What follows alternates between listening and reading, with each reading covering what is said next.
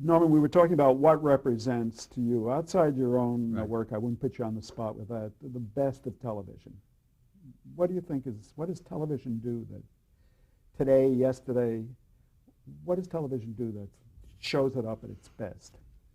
When it's at its best, it's inspiring, it's informing, and it's inspiring, and it's entertaining at the highest levels.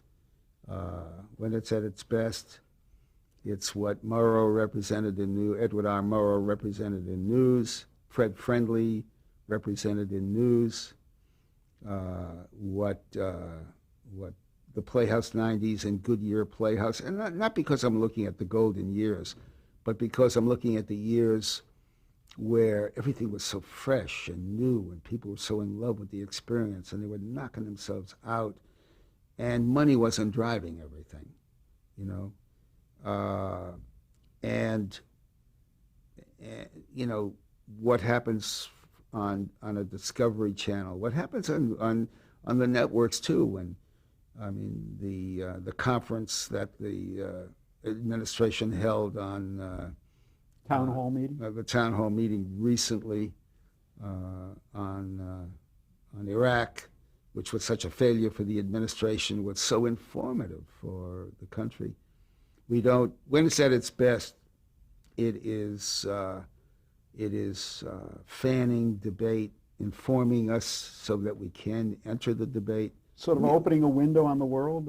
opening a window on the world and ourselves, and we don't get a lot of that.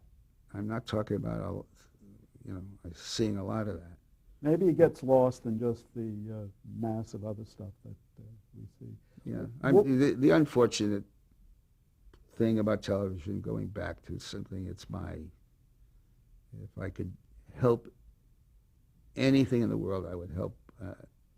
I would help to diminish the bottom line, short-term mentality of what dominates our lives and our culture. You know, give it to me now at the expense of the future. when you were inducted into the Television Hall of Fame, in general terms, they were inducting you for your contributions to television, and they cited the shows that you were responsible for. What do you think you contributed to television, to put it in specific terms rather than the generality? I love answering that question with this little anecdote. I don't remember what year it was in the 70s, flying across country at night with, I don't know whether we had 4 or 5 shows working, but I remember looking down for the first time thinking, hey, it's just possible wherever I see a light, I've helped to make somebody laugh.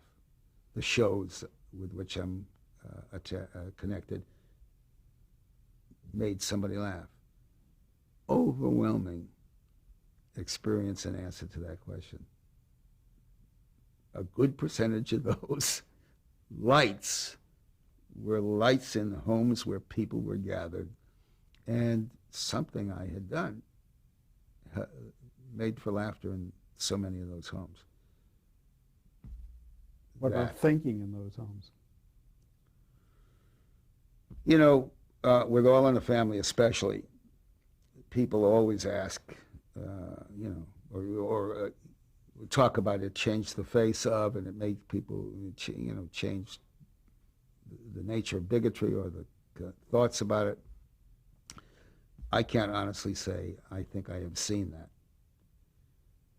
I know from the mail and everything else that people love to talk about it afterwards. And I think that, if it engendered conversation, that's everything. My grandfather used to say, you throw a pebble in a pebble in the water, and no matter what's the size of the lake, Norman, the level of the water rises. Oh, come on, Grandpa, what are you talking? Even if I throw a rock, I'm not going to see the water, but it rises. Any physicist will tell you it rises. So from that, I extrapolate. You get the ripples, but you never see the water rise. I've never seen anybody or heard anywhere that somebody conducted their life differently because they saw an, If an advertising, Another- if an advertising get people to go into the store and buy a deodorant or a razor blade, certainly you've had an impact on people as well. I mean, you can't believe that there has but they're preaching the same message, wall to wall and floor to ceiling, always the same. they're pounding it into. And and that's not the nature of these shows. Barbara Walters always asks her profile subjects, how would you like to be remembered? And who am I to argue with Barbara? How would you like to be remembered?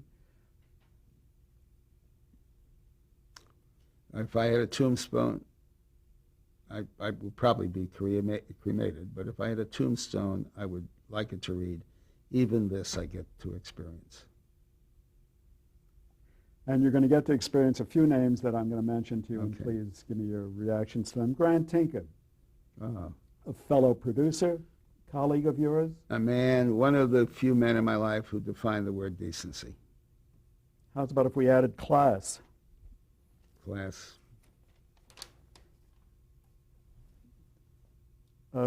We mentioned Hal Cantor. I wonder if I could just mention him again briefly. Sizable talent. Oh, Hal Cantor, one of the great wits. If you're not going to mention Larry Gilbert, I'd like to throw him in there too, as perhaps the greatest wit I've ever known. But Hal Cantor, Hal Cantor on his feet at a dinner, Hal Cantor in a room anywhere, Hal Cantor is priceless. Bill Paley, did you have any relationship at all with Bill Paley? Bill Paley, I never heard from Bill Paley in all the years. We had several shows on CBS until I didn't want there to be an Archie Bunker's place, because I just wanted to put the characters, tie them in a ribbon and put them on a shelf. But Carol wanted to do it, and I respected that, but I just didn't want. Anyway, that's when I heard from Bill Paley. No, man, when are you going to be in New York? Love to see you. And one of the great romancers. But that's when he chose to deal with me, was when he wanted Archie Bunker back, So because it was good for the network. Did you actually meet with him? I did. I You had tried breakfast to with him a convince couple you of to times. continue with Yeah. him? And finally, a lady I think you know, Lynn Davis. Lynn Davis? Yes. Lynn Davis? How did you meet your wife? Lynn Davis. My wife and I were separated. Frances, Lear, and I were separated. We came back together again to try for a few months. We had a small dinner party the very first night. Our friends, Richard and Betty Dorso, were coming over, and the aforementioned, but many days ago, Dan Melnick. And Dan Melnick bought what I learned was a blind date. He was bringing somebody over he had never dated before, and that was Lynn Davis. So I met her opening my front door. And then later, Did she work in the business? No, she's a psychologist, Uh-huh. PhD. I'm sorry, and I interrupted you. Later, you said. Later, when Frances and I took Split. different paths, Yeah. she was in my life. And so you started a new family at an advanced age. How is that? Well, if you think of it as advanced, I suppose. But how has that been? Has that been reliving your life and having a chance to make up for some? No, of it's not reliving. It's living. I mean, I'm awed by all of it. I've got twins. I mentioned earlier at 3, and Benjamin is 9, soon to take his piano lesson, and I've got 3 very grown daughters,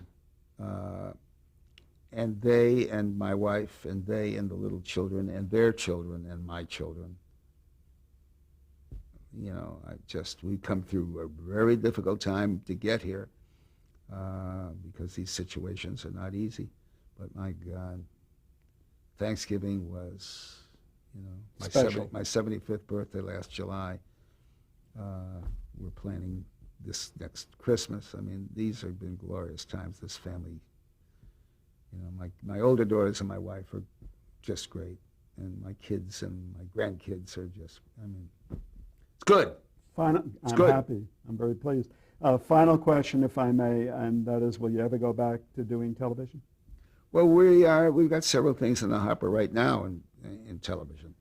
I'm, I've been, we didn't mention a show called AKA Pablo, which was the only Hispanic family that's ever been on the tube, that I thought was, going to be terrific. With Paul Rodriguez? With Paul Rodriguez. That was one of those things where they bought 13, maybe put 6 on, I don't remember. And I've got another one. I'm still aching to see a Latino family on the air, and so we've got another one we're desperately casting and trying to get arrested with one of the networks. I got another one called Maggie Bloom with a black family, but it's one you haven't seen before, and a young woman you haven't seen before. So, and a couple of others, and a couple of films. So that part of my life is still active. You're still very active. Norman, the Archive of American Television, and I personally thank you very much for your generosity with time and with your comments and observations.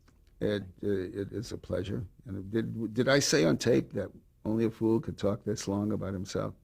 Yes, I think you did. Or am I saying it here for the first time? But please remember, I understand You're hardly this a fool. 50 years from now. Yes. Thank you.